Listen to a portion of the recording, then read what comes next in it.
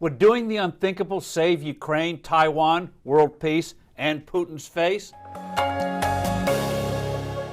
Hello, I'm Steve Forbes, and this is What's Ahead, where you get the insights you need to better navigate these turbulent times. President Biden said it at his disastrous press conference. Putin is going to strike Ukraine. The only question is the scale of his operations. Will Putin hive off another chunk of eastern Ukraine and create a so-called land bridge to Crimea?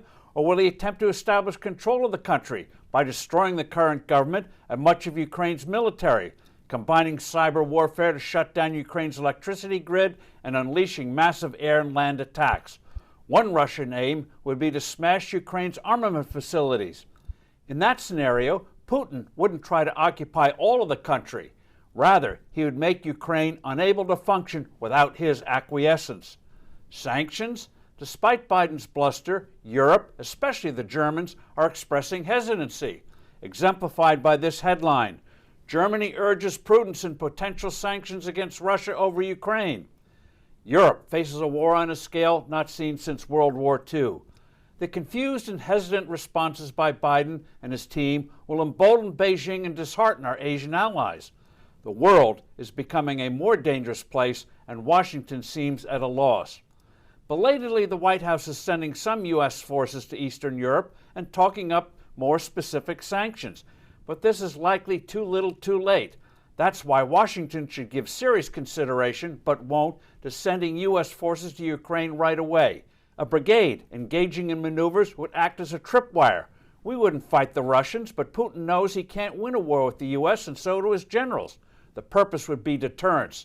Britain and France will howl, but Central and Eastern European countries would be immeasurably relieved, as would our Asian allies. Beijing's assumptions about the U.S. would have to be drastically reappraised. What then? The U.S. would make clear the brigade would be there temporarily. Meanwhile, meaningful amounts of armaments would be sent to Kiev, such as anti-tank and anti-missile systems. At the same time, we'd pursue a diplomatic settlement and Putin's face-saver. The goal would be to have Ukraine become a totally neutral nation.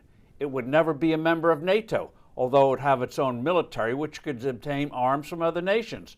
Nor would it ever seek membership in the European Union, the EU. The model would be Austria in the 1950s. After World War II, like Germany, Austria was divided into 4 zones of occupation: Russian, American, British, and French. In 1955, Washington and Moscow reached a deal. The occupation would be ended, and Austria would be neutral in the Cold War between the U.S. and the then Soviet Union. It would be a buffer state between East and West. Ukraine would be a latter-day Austria. It wouldn't formally be part of the West. Its foreign policy would be neutral, but it would be democratic and independent. I'm Steve Forbes. Thanks for listening. Do send in your comments and suggestions. I look forward to being with you soon again.